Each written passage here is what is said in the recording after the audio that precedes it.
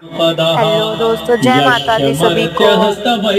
दुर्गा पूजा की हार्दिक शुभकामनाएं आप सभी को। आप सभी के परिवार हमेशा स्वस्थ रहे। दारादि संपदां वृद्धये स्मत्प्रसन्ना त्वं भवेथाः सर्वदाम्बिके।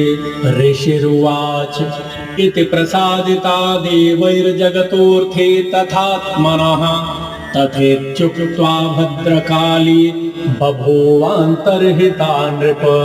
इत्येतत्कथितं भूप सम्भूता सा यथा पुरा। देवी देवशरीरेभ्यो जगत्त्रयहितैषिणी। पुनश्च गौरी देहात् सा समुद्भूता यथा भवत्।